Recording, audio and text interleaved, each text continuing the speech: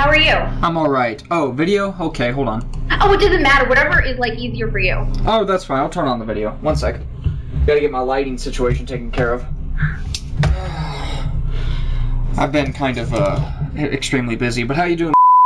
I am doing well.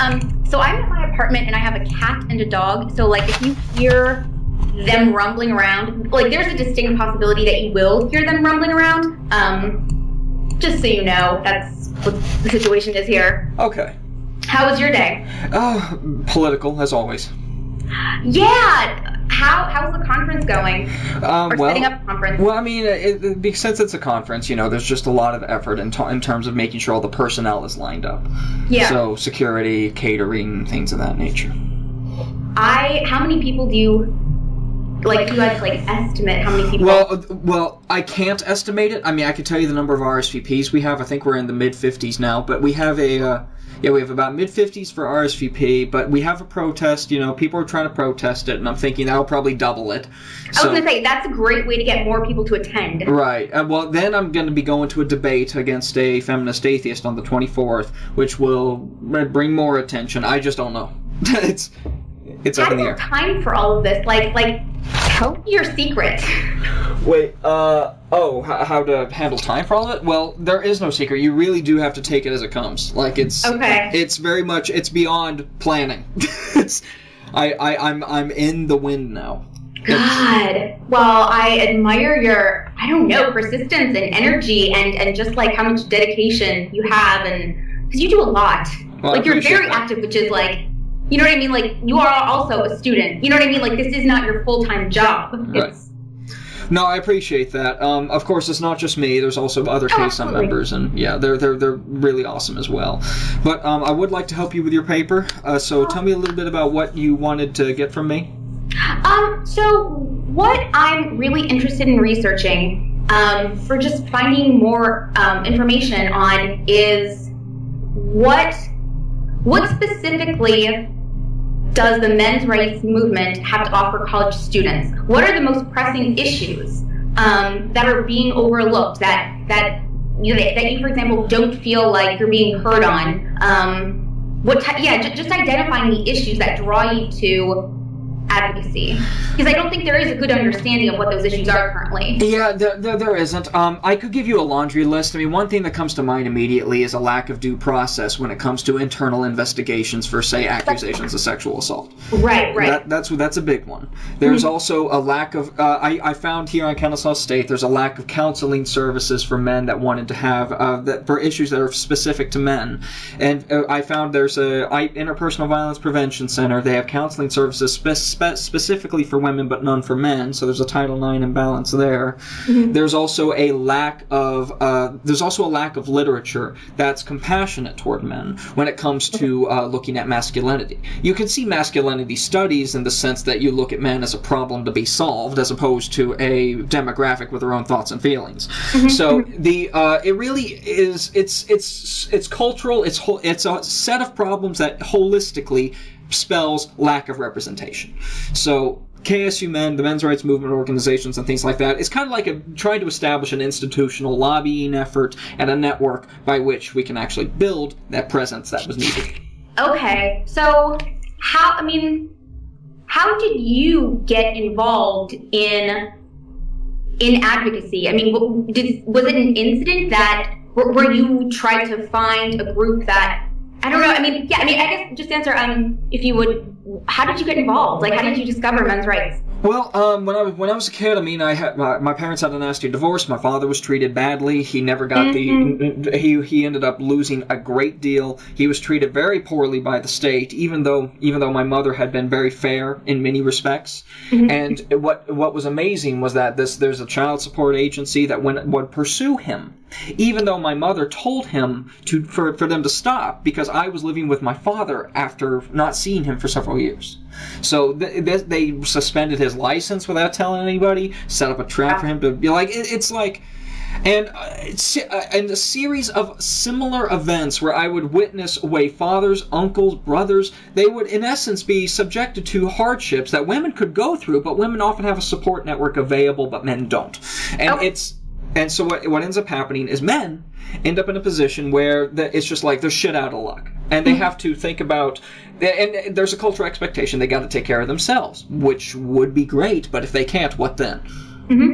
So I ended up thinking, I'm 23. I don't have, I'm still very honest, still very inexperienced in many ways, and I know that if I want to grow up in a world like this, I think I would like it to see a little bit of a change to make sure I don't have to completely stare at the ceiling every night, completely terrified of the future. So it really is a matter of there needs to be kind of a more compassionate, empathetic society. Okay, so would you explain the mission and purpose for KSU Men? I would say it would be to establish a lobbying effort, an institutional presence for men's rights advocacy on a college campus. Okay. That's long term. So what do you identify as your biggest accomplishment since starting the group? Surviving. Really? Really? No, it's some of the people here are absolutely crazy. I'm serious. I've met some. Believe me, I know. I've met some great people. I have. They've been super supportive, but I've also met people who have. Let me tell you what happened recently. So there's this protest that they're threatening to throw against the conference. Now. They ended up starting a fundraiser on GoFundMe.com. Now, this was involving students and faculty. So they ended up starting this $500 fundraiser. They raised $325 by the time I saw the page. And I thought, okay, I think this is a misguided protest. I invited these people, but I said, I'm fine with their First Amendment stuff, so I donated the rest of the money. They ended up getting upset, and they didn't want to use the money for the protest. And they said that they would rather use it for something else, and somebody else donated $175 and said, don't use Sage's money, use mine, because he just wants to shame and hide rape victims or something. Like, it was complete. And they're saying, Sage is this another bullying or harassment tactic by Sage Gerard? I'm like, all right. So that's the kind of climate. Okay. So that's every day. Okay. So okay, wow. You know, some kind of losing hair up here. I can't imagine how stressful it must be to. Because you, on the one hand, what has the reception from students been? Very mixed. Okay. The first impression is actually determined largely by the first word of mouth they hear, right? If there are people who, they're kind of between two things when we're looking at people who just hear about it. There's the people who hear about it and get curious and want to see it. I like these people. They show up, they talk. Okay. Then there's the people who are like, oh, these are clearly extremists and they are against the grain, so clearly they must be wrong and they must want to hurt people. And so that's probably about 80% of the campus. So that's kind of where we're at right now. But it's interesting because the student reception, since it's mixed, I know that it's going to be polarizing, right? The experience tends to be that the people who never come to a KSUM meeting tend to have the worst reaction. The people who come don't know, but they leave with a better impression. And so they kind of have to figure it out, get to know people, and it's okay. So you mentioned that a staff or administration actually had some involvement in this protest. How could you tell me about the staff reaction or staff reception? Oh, I sure can. Basically, there's one department on campus called the Interdisciplinary Studies Department, which is where you can find the Gender Studies program. And if you looked at, I'm sure in your research you probably came across the University of Toronto, Ryerson University, and the reactions they've had there. Yeah. So you know that it's largely in the social sciences where you see the most vitriolic reactions. Same here. So basically we have a department called Interdisciplinary Studies. It started with one staff member named Tom Penn who sent an email to our first faculty sponsor, Liza Davis. He said, did you know KSU Men is it's the Voice for Men Club and they're a hate group according to the Southern Poverty Law Center. All bullshit. All of it. But yet scared him off and scared off the first advisor. Fast forward a little bit, that ended up, an accusation circulated around to the student newspaper. Student newspaper started taking interest. Our second advisor panicked and left. Then we had our last advisor has been holding fast. He's been really awesome. But then I started hearing more strange rumors circulating. I work in the information systems department on campus. And then my supervisors came in and said, hey, Sage, people are saying that you're using departmental resources for case. I'm like, no, I'm not. And that got resolved. Then another time they said, Sage, somebody's saying they're hiring a bodyguard to repel you. What? Like, that turned out to be a rumor, thankfully, that particular Wow. But this is what I hear. And then I get a letter from the legal division stating, Sage, you've been accused of creating a hostile work environment for women. You are not allowed to enter the interdisciplinary studies department. If you do, or contact the complainants, it could be seen as retaliation. So all I do is I say, let's look at gender in a non-ideological way. We have men, we have problems here on campus, we have men that are lacking representation, and this response is what happens when you say, let's look at things in a non-ideological way. But if you say non-ideological, that includes feminism. So you say non-feminist, that's a big trigger word for people. So no, there's been no harm. We're a very peaceful bunch. Men and women are members. So, but the fact that it's politically unfashionable is what causes faculty and staff reaction. The faculty tends to be, they try to stay as far away from it as they can. The interdisciplinary studies department are actively trying to harm it. And I got documentation and names to back that up, but that's the gist. So, I mean, what do you think the biggest misunderstanding, or I mean, what do you think the source of this misunderstanding is? I mean, it's a gross misunderstanding, but like, what is the friction, do you think? What do you mean? Why, I mean, what about your organization do they deem threatening, or... The non-feminism part, I would say. Okay. I mean, look, the way I'm looking at it is, the organization, again, has to look at gender, a very emotional topic, with very rigid, evidence-based evaluations of character and the institution. But this, again, includes a non-feminist way of looking at things. Now, non-feminism means you look at things, again, not through that lens, not through that... And the thing is, feminism is so politically fashionable, so politically popular, it's kind of a Dark Ages situation where if you're not part of it, people think, oh, what's wrong with you? How could you not be a part of it? And the friction really is largely about that, and on top of that, one of KSUM's sponsors is A Voice for Men, the flagship men's rights organization. Right. There's a lot of juvenalian satire there that people take out of context, and they think this is a hate group, and that ends up bleeding over to KSUM. So that's kind of where the friction would come from. Okay, so when you use non-feminist, is that the same thing as anti-feminist? Like, is there a difference, or is it the same? No. Non-feminism can include, like, humanitarian people who just don't identify with the term. So people who might be former feminists, but they think, you know what, I'm just call myself more of an egalitarian. And they'll just, that could end up you could classify that as non-feminist. Personally, I'm anti. And that doesn't mean I'm against equity, doesn't mean I'm against fairness. It doesn't mean I'm against, people doing whatever they want with their lives. It means that I've looked at the ideology, I've looked at its institutional presence, and I'm thinking it's not consistent with what it says it wants to do.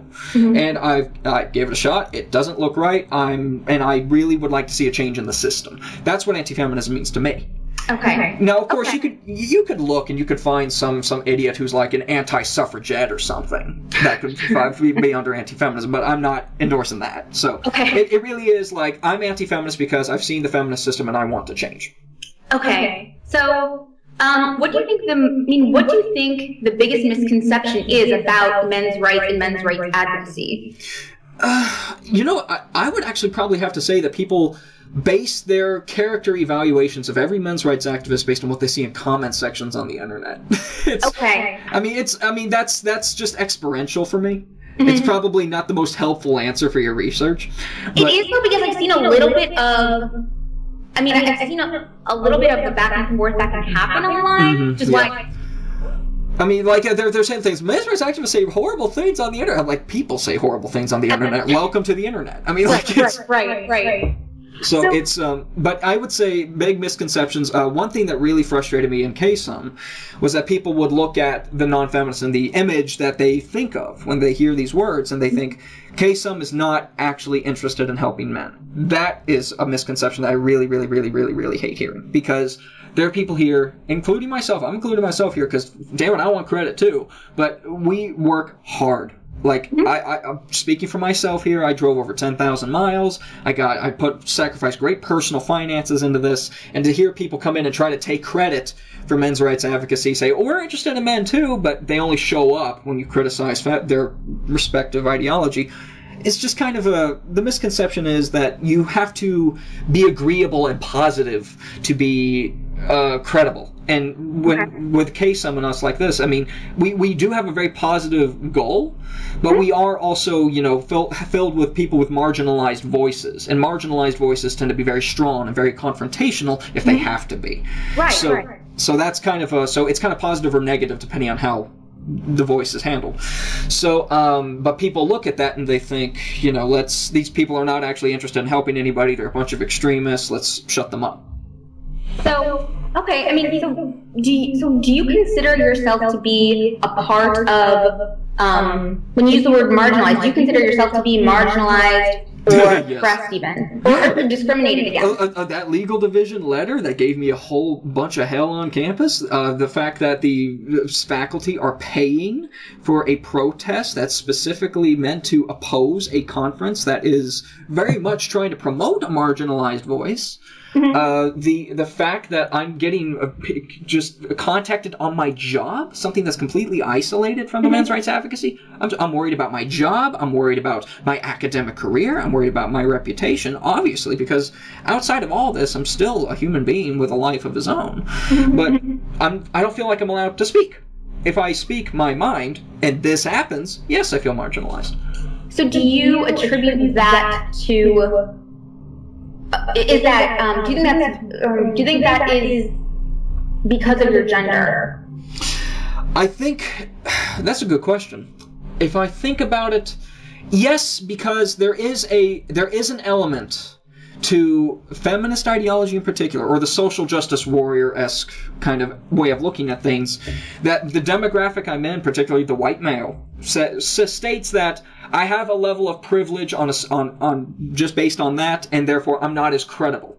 And that kind of it's racist and sexist thinking.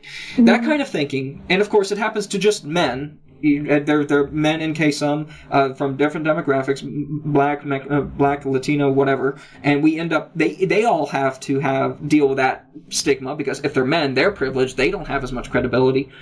So I would say yes, that's definitely a component. And I think that the people out there who are interested in what I would have to say about masculinity, they would say, yeah, we're interested, but only if you talk about masculinity in a way that we approve of. Like let's talk about masculinity in a way that isn't so intimidating to our ideology and we are not accountable for anything. That's okay. Kind of, yeah. So it's only when you criticize do they start going to those arguments. So do you think that is there a way for your organization to operate, or in men's rights advocacy, that isn't inherently anti or non-feminist, or is one the other? Like, does this have to happen in order? Do you have to be anti-feminist in order for your agenda or your mission, or the things that you want to get accomplished? Do you have to be anti-feminist or non-feminist? No, but it's hard not to be. It's hard to be. It's hard to be something that's other than that, because feminism really is the system now. So if you wanted to offer a different perspective, let me put it this way: if you're in an environment where everything is red and you wanted to discuss things that are not red, then in essence, it's kind of hard to put yourself outside of that. Because you could be green, you could be blue, you could be yellow, but you still could be non-red. You see what I mean? So saying that can we do something non-feminist is like, that kind of makes the question really hard to answer. Right. Now, of course, I would say when it comes to anti-feminism, that I didn't say that KSUM was anti-feminist, because I do know. That was absolutely. Right. I am. But I wouldn't impose that onto KSUM, because I don't think KSUM necessarily has to be anti-feminist. It just needs to be so that other perspectives have that shot. Okay. But I've gone to the Interdisciplinary Studies Department myself. I've looked at the reading materials. I've gone to the bookstore. I've looked at the reading lists. It's feminism down the list. Like, it's all that. I mean, they talk about different demographics, they talk about different moments in history, they talk about different philosophies, but all through the same lens. So it's still not diverse literature. So that's kind of why diversifying the literature is one of the KSUM's missions. Kind of, you see what I mean? No, absolutely. So, do the minorities in KSUM, do they have better luck with faculty, or is there this same hostility? Well, here's one thing you do need to know about KSUM. when people come into it, they can very much believe in it, but they're very much in their shells. They understand what could happen if they were very open about it. So if I don't know what they would experience because they haven't gone out and spoken out to the level I have. They speak out within the meetings. I see that changing later. I do see that changing later. Our secretary, Stacey Evans, went public, and he's starting to speak out more. He was on a show with me, and I was really, really super happy about that because he's starting to come out. But I haven't heard of him going through anything like I did yet, and I think people are focused on me right now because I'm an easier target politically. Again, I'm white, I'm male, I'm cisgender, and all that. I'm all the things people hate. And I'm ginger. I'm ginger too. So it's like I hit all the marks. So you're screwed like a million different ways there. Right. I hit all the marks for evil fuck. That's how it works. So I'm an easier target. So I think that's kind of why that's where it is right now. So no, they haven't experienced the same level of hostility, but I think that may change in the future. So how did you come up with your missions? Well, I guess I could answer that best by looking at the experience I had before KSUM on KSU. There was this one group on campus called the Gentlemen's Club. And the Gentlemen's Club was basically a group therapy session for men. I didn't know that at first. I just saw this flyer in one of the departments on campus says, "What does it mean to be a man these days? Come to this male-only event." I'm thinking, okay. So I go over there, and it's just 3 people, including myself. Just the person, Terry Faust, who was running this, facilitating the discussion, and one other student, myself. So I really liked what I heard. I had and when I listened to the meeting, I just went over and I said, "Look," I said to Dr. Faust, "Look, I really like this." And he said, "Cool, let's talk later."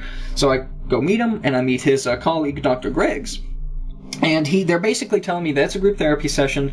Then they started getting into areas where I'm thinking, wait a minute. So they say to me, "Look, we're going to be trying to help guys through basically talk therapy sessions, but we're going to have everybody sign a form that says you're not allowed, you're basically not allowed to socialize with other members outside of the group. Like, you could, that's a kind of a step beyond group therapy. Like, normally you're not supposed to share private information, which is fine. But they're saying don't socialize with each other outside the group. I try to think about why they would do that. Like, maybe they're trying to set it up such that if they have a bunch of damaged men come in, they don't want them to share advice that could be bad with one another. I don't know. I'm trying to that's one of the reasons I can think of. But at the same time, I just basically said to them, like, why would I give you that level of power over me? I don't see... I mean, it doesn't seem like your policy is really cognizant of the feelings of your members here. And so we ended up getting into a brief argument. Then I decided, you know what? This is actually the best thing I've seen for men on KSU, and I really don't like this. I wanted to see something where the discussion could be a hell of a lot more open than that. And we're certainly not counselors by any stretch of the imagination, but we are certainly a bastion for people a beacon for people to come in and share their voice.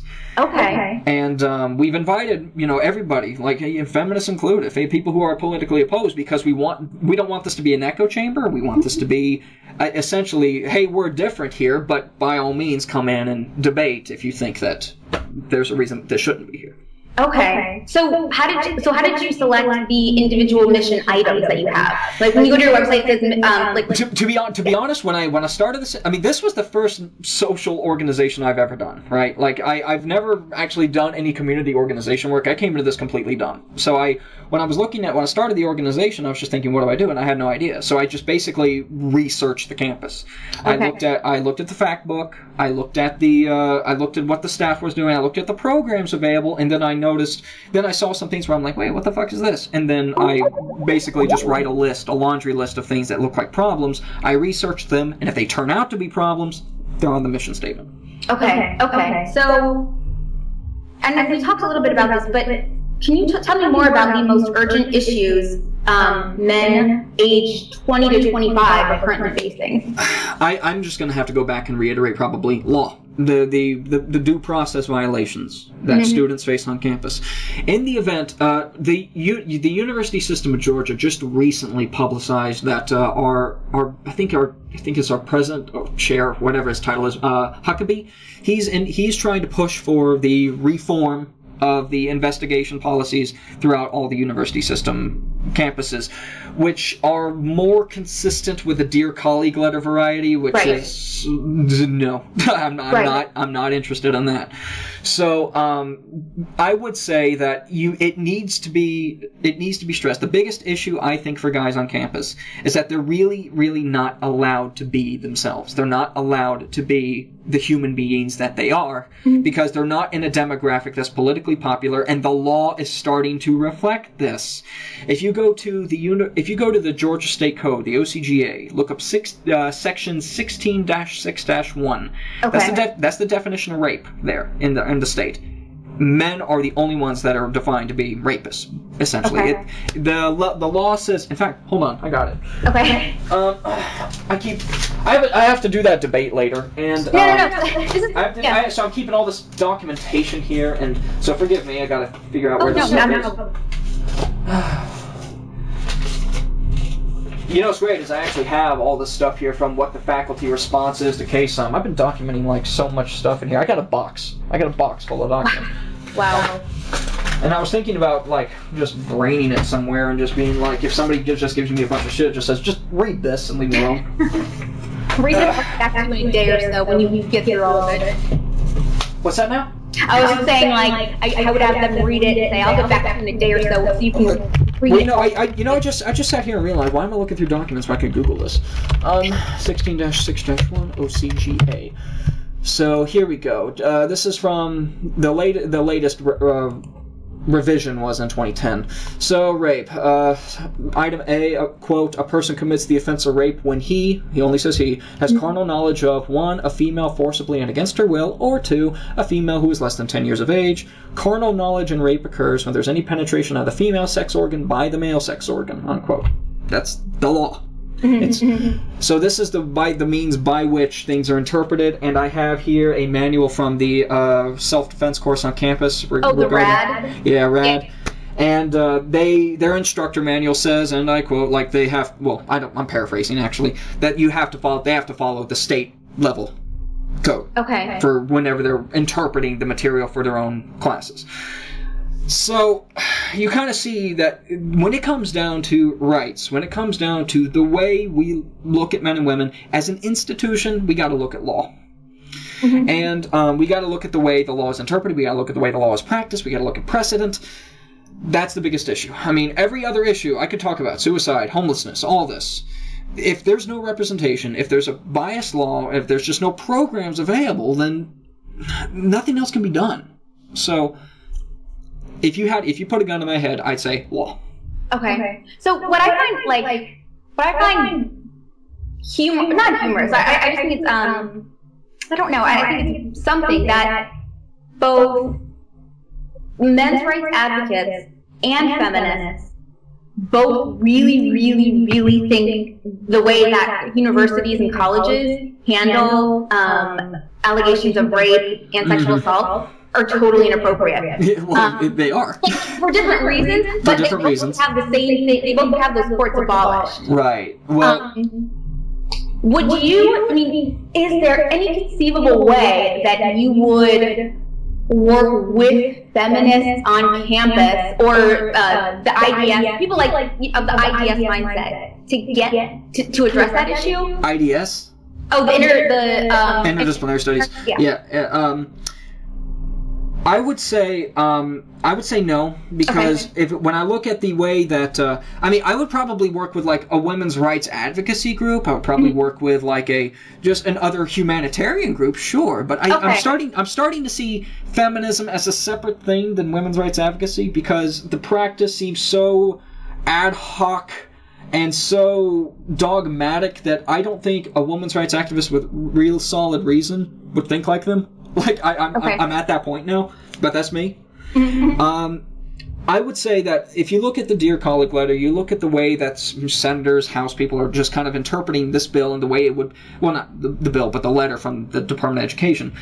It includes things such as an anonymous accuser not only just staying out of the way and so that the accused can't face the accuser, but also setting it up so that they could accuse again if they don't like the process. So what we're seeing, this very corrupt thing we're looking at right now, is the feminist way of looking at it. So saying that we would like to work with feminists is basically like saying, would you like to work with the people who made you mad in the first place? Like, it's just, I don't know. I don't know if, I think saying that to work with them is kind of implying that there's a negotiation involved, but I don't know if it's appropriate I guess, like, team up together. I still don't know if it's appropriate to talk about something that implies negotiation, though, because we're talking about people's lives. We're talking about the humanity of men. I don't think that's up for negotiation. I think that's something that men are human beings, and if we're going to offer women the same kind of empathy and compassion that we would expect, if we wanted them to be treated that way, then we need to be able to afford men that treatment under Title IX, if anything. So I don't think the feminist case, or the Dear Colleague case, the social justice warrior case, is a very gynocentric, very, I think, anti-male push. And asking me if I want to work with them is kind of like saying, would you be willing to work with somebody who hates you? Like, I just don't think so. I wouldn't. And I guess feminists dislike, they just basically don't think that universities should have that power to be judging and be in charge of determining guilt or innocence in these incidents of sexual assault. And their argument is that when those courts are utilized, when they are punished, it's really like a slap on the wrist type of punishment. I don't know about that. Okay. Yeah. Have you looked at Jonathan Taylor's excellent resource on this stuff from A Voice for Male Students? I have gone to his website. Okay. Is he associated with A Voice for Men, or is No. Just the name's kind of inspired, but it's independent organization. Okay. If you go to one of his posts called "The Language of Misandry in Academia," there's he has a list of quotes. You probably noticed that some of the quotes have some professors who are saying due process doesn't apply here, and then you also can read about the cases where students are flat out expelled or suspended on hearsay. That's not a slap on the wrist. That's suspension and expulsion. In general, the overall the sense is that students get maybe a 1-year suspension, but they are not legally ever held accountable for what they are found guilty to. You know what I mean? So, well, there's legally and then there's culturally. I'm glad you brought this up because the law, in essence, does in some way have to base itself in culture too, right? Would you, as a recruiter, hire somebody accused of rape?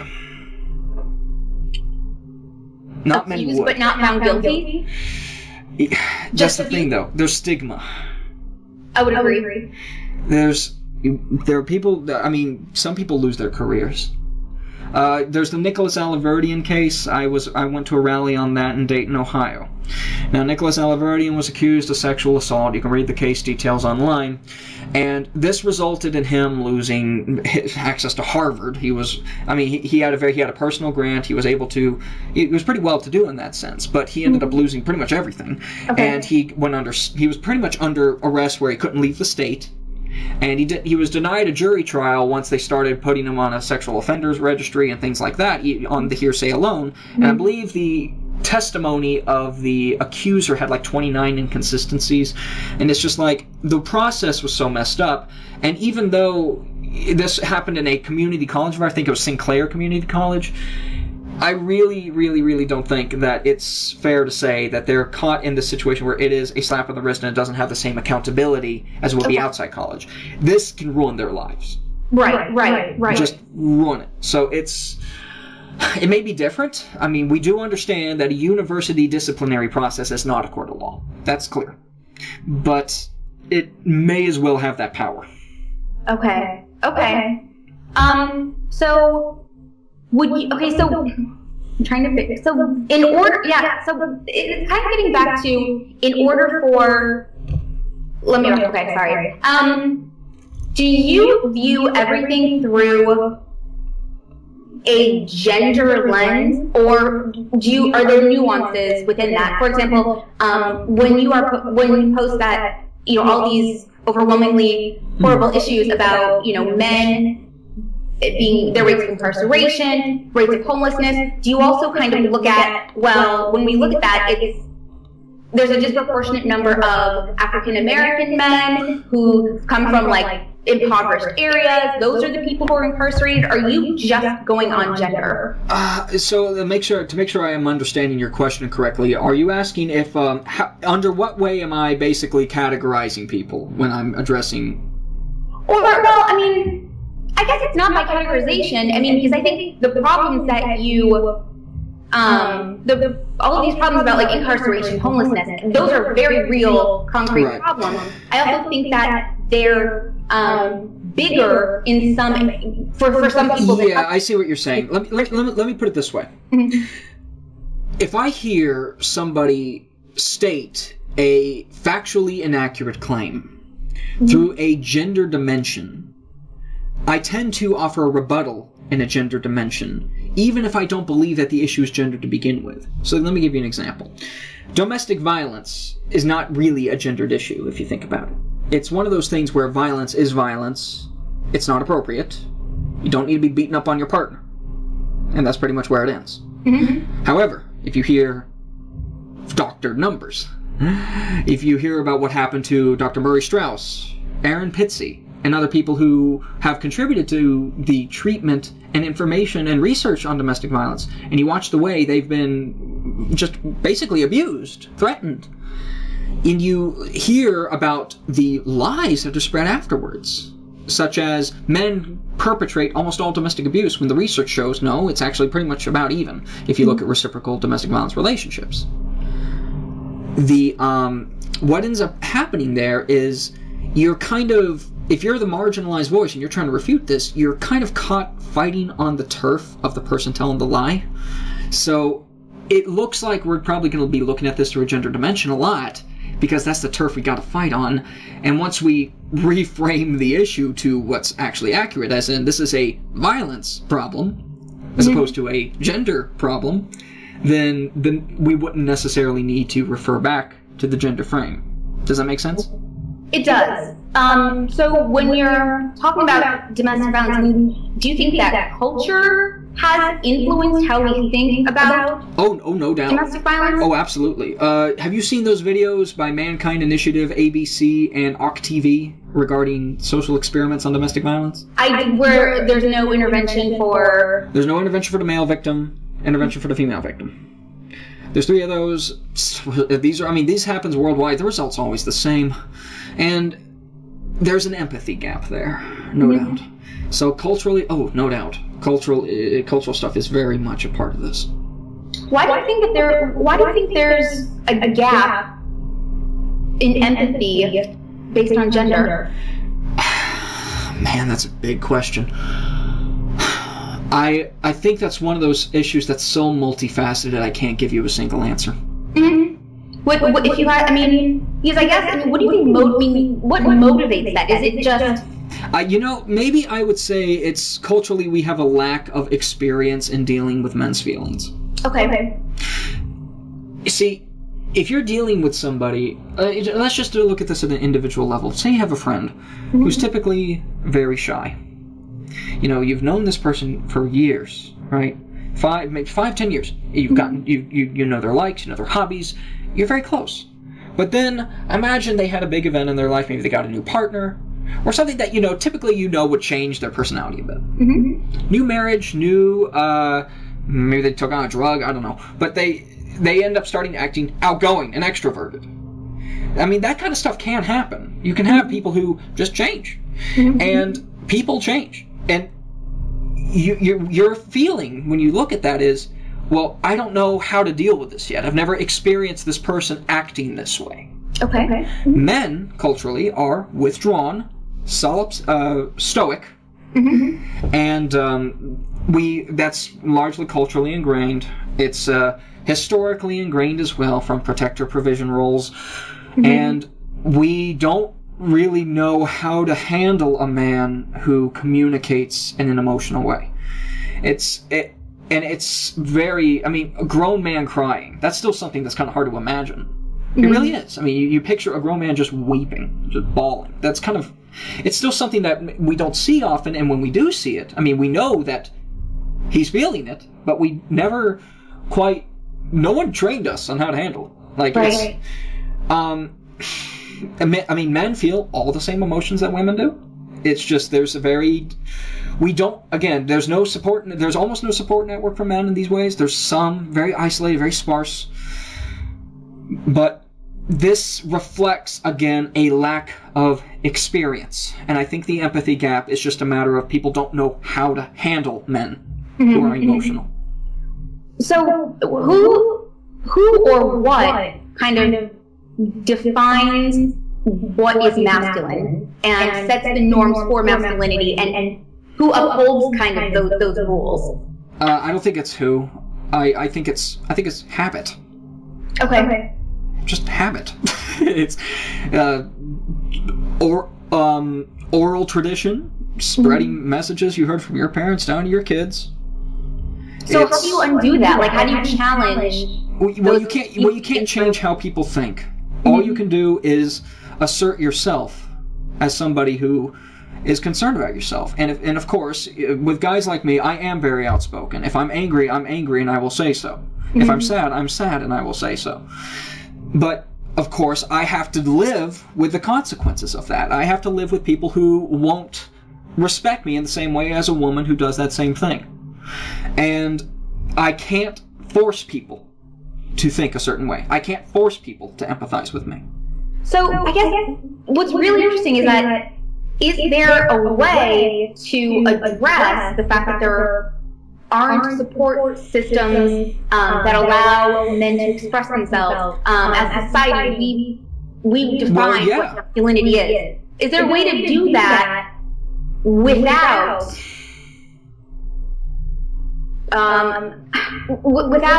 animosity, feminism or women? Like, is it possible to talk about like this issue without, I don't know, without criticizing feminism or without even bringing that into the conversation? I did a video on YouTube called "Why Anti-Feminism is a Thing," which addressed that exact question.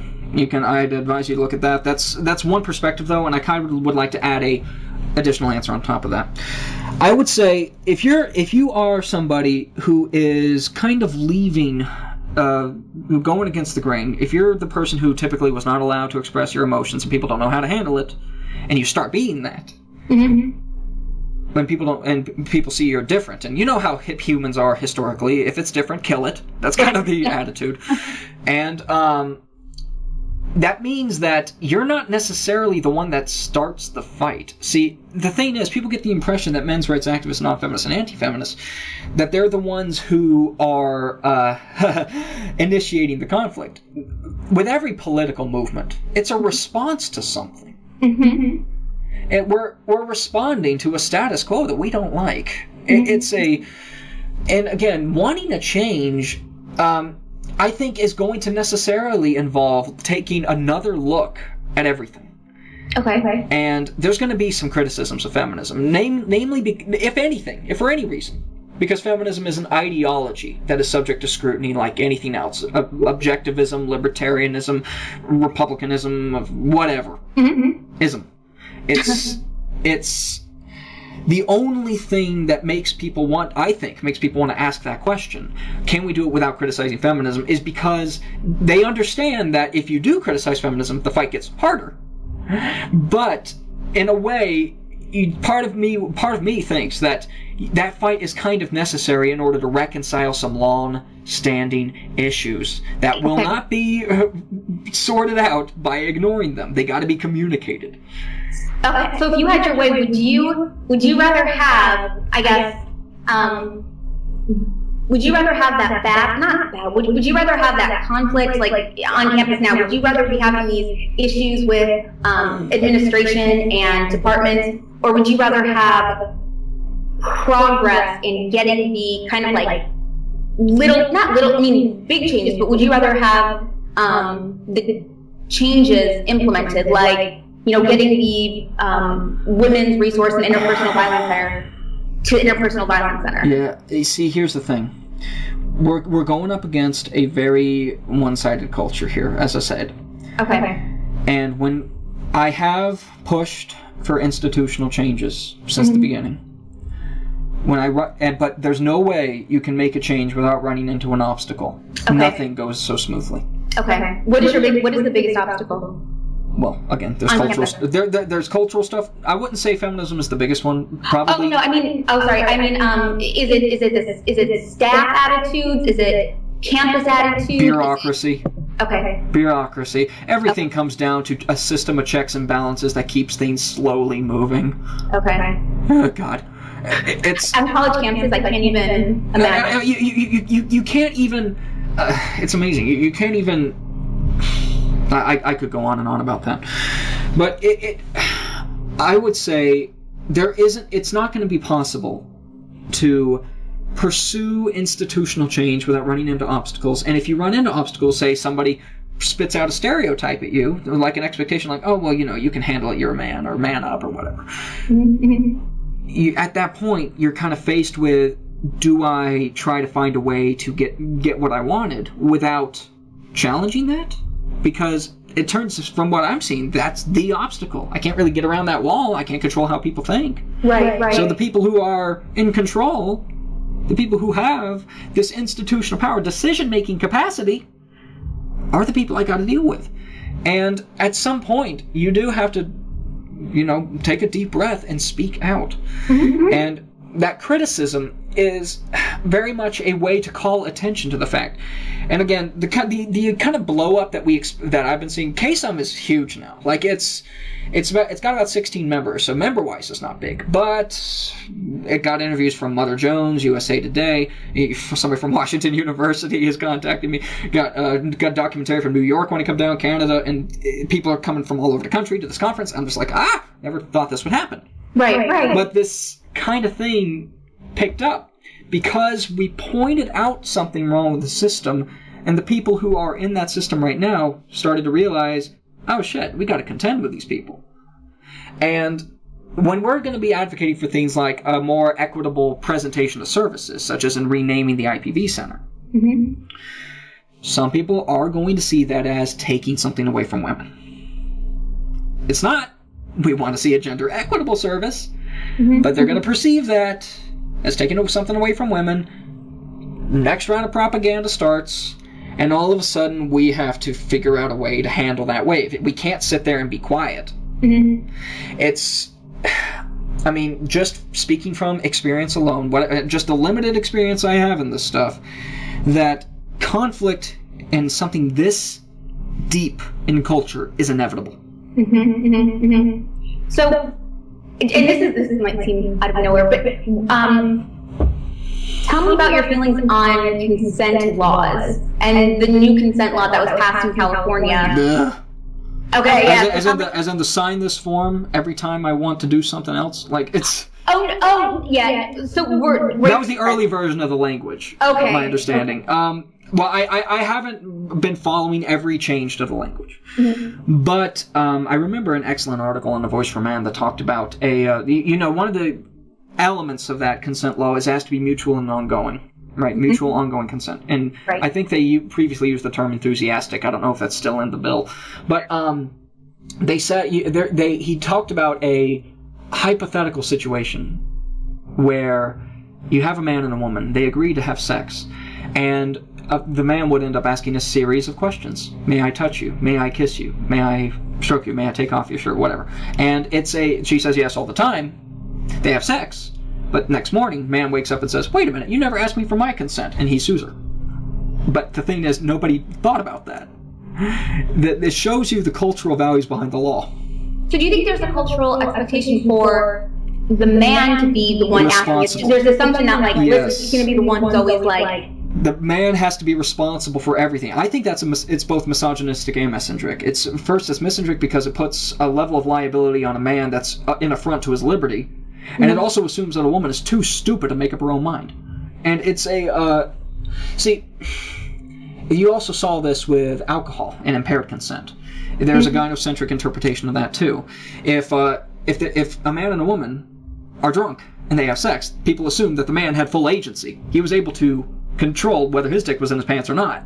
But with a woman, she was a victim Always. Like, she couldn't think, and the man took advantage of her. Because there's always a presumption that the man was in control of his faculties, even if he drank an entire bottle of vodka. And I think that consent needs to be much more, I think consent needs to be understood in a way that if people are cognizant of what they're doing, if people are aware of what they're doing and they're actually going for that, there has to be an equitable way to hold each sex accountable for their own decisions. However, the way that this law has been implemented is it makes it easy to punish somebody harshly on account of an area in life, human relationships. It's very nebulous and full of he said, she said arguments to begin with. Mm-hmm. I think it adds a level of teeth. It adds teeth that will take a bite out of a very gray area, and I think a lot of people are going to get unnecessarily hurt by it. Mm-hmm. It's very much a context-sensitive issue. I can't give you a universal answer. I can't. Oh, absolutely. Right. If I try to give you a universal answer, I'm going to give you some case that somebody's going to think is somehow insensitive to this one person and this circumstance, and I'm going to be cast as an asshole all over again. I'm tired of that. So you gotta, again, I think that the people who wrote this law did that too. They universalized something with a very biased narrative that's going to hurt people. So, do you think that feminism or feminist lens is the dominating? Yes, I do. Well, do you think it's at universities or? Yes, I do. University, oh no doubt, it's very much a feminized institution. It really is something that you can look at through the publications in social sciences. There's actually a branch of feminist epistemology that is the study of knowing what you know, and that study of knowledge itself. It's called feminist standpoint theory. Yep. Feminist standpoint, you know about it. Yes. Okay. Well, that's everywhere. It's everywhere. It's the presumption that women in a position of oppression are therefore epistemically privileged and are more in tune with ethical understandings of human relationships. And so the feminist standpoint theory position is every social science should start from the standpoint of women, or social sciences should start from the standpoint of women. I will say they're basically saying women are smarter than men, and I'm thinking, well, shit, that's sexist. Why are we not questioning this? Mm-hmm. And it's just I don't rank people that way at all, but the universities do. You can see that in the execution of law. You can see that in the literature. Michael Kimmel, fuck that guy. And we got. You can see that this is very much it's kind of like. You got to see the map and the territory, right? If you're given a bad map that doesn't accurately represent the territory, and you try to build an apartment complex or whatever, you're going to end up with some structural problems. Mm-hmm. So that's basically the situation. And I do think feminism is the dominant gender ideology, no doubt. So I think I have covered everything. I thank you so much for taking like an hour of your time, which it's you don't have a lot of that, so I'm very grateful. No, you bet.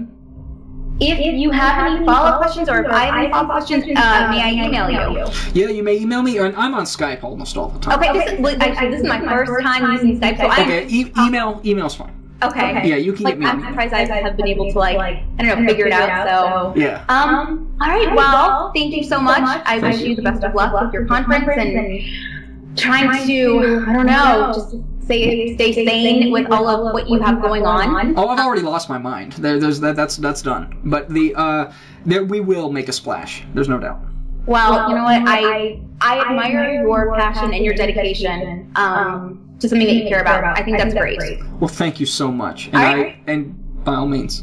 All right. I'll talk to you later. All right. Bye-bye.